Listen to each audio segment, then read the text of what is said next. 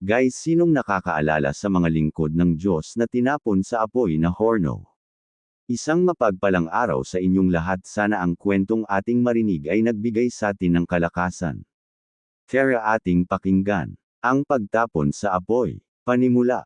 Gumawa si Haring Nebuchadnezzar ng isang malaking ginto.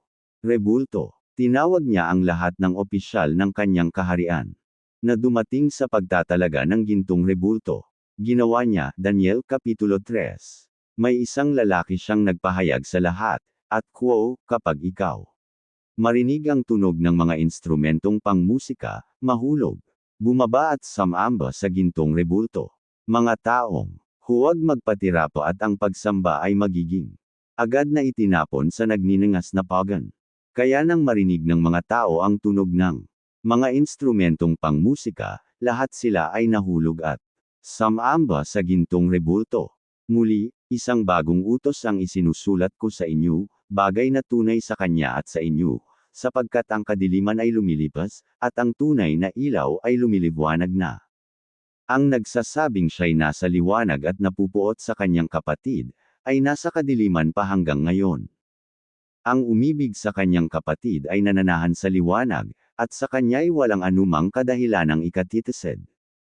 Ngunit ang napupuot sa kanyang kapatid ay nasa kadiliman, at lumalakad sa kadiliman, at hindi niya nalalaman kung saan siya naparuroon, sapagkat ang kanyang mga mata ay binulag ng kadiliman. Kayo'y sinusulatan ko, mamunti kong mga anak, sapagkat ipinatawad sa inyo ang inyong mga kasalanan dahil sa kanyang pangalan. Kayo'y sinusulatan ko, mga ama, sapagkat inyong nakikilala yaong buhat pa ng pasimula ay siya na. Kayo'y sinusulatan ko, mga binata, sapagkat inyong dinaig ang masama. Kayo'y aking sinulatan, mumunting mga anak, sapagkat inyong nakikilala ang Ama.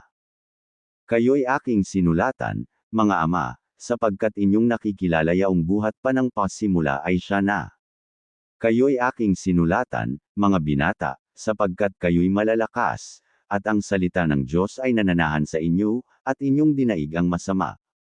Huwag ninyong ibigin ang sanglibutan, ni ang mga bagay na nasa sanglibutan. Kung ang sino man ay umiibig sa sanglibutan, ay wala sa kanya ang paibig ng Ama. Sapagkat ang lahat na nang asa sanglibutan, ang masamang pita ng laman at ang masamang pita ng mga mata at ang kapalaluan sa buhay, ay hindi mula sa Ama, kundi sa sanglibutan. At ang sanglibutan ay lumilipas, at ang masamang pita niyaon, datapwat ang gumagawa ng kalooban ng Diyos ay nananahan magpakailanman. Mumunting mga anak, ito ang huling oras, at gaya ng inyong narinig na darating ang Antikristo, kahit ngayon ay lumitaw ang marami ng Antikristo, kaya nga nalalaman natin na ito na ang huling oras. Sila'y nangagsilabas sa atin, ngunit sila'y hindi sa atin, sapagkat kung sila'y sa atin ay nagsipanatili sana sa atin, ngunit nangagsilabas, upang sila'y mahayag na silang lahat ay hindi sa atin. At kayo'y may pahid ng banal, at nalalaman ninyo ang lahat ng mga bagay. Hindi ko kayo sinulatan ng dahil sa hindi ninyo nalalaman ang katotohanan, kundi dahil sa inyong nalalaman, at sapagkat alinmang kasinungalingan ay hindi sa katotohanan. Sino ang sinungaling kundi ang tumatanggi na si Jesus ay siyang Kristo? Ito ang Antikristo, sa makatuwid ay ang tumatanggi sa Ama at sa Anak. Ang sinumang tumatanggi sa Anak, ay hindi samasa kanya ang Ama, ang nagpapahayag sa Anak ay samasa kanya naman ang Ama. Tungkol sa inyo, ay manahan sa inyo ang inyong narinig buhat ng pasimula. Kung manahan sa inyo yaong buhat ng pasimula ay inyong narinig, kayo naman ay mananahan sa Anak, at sa Ama.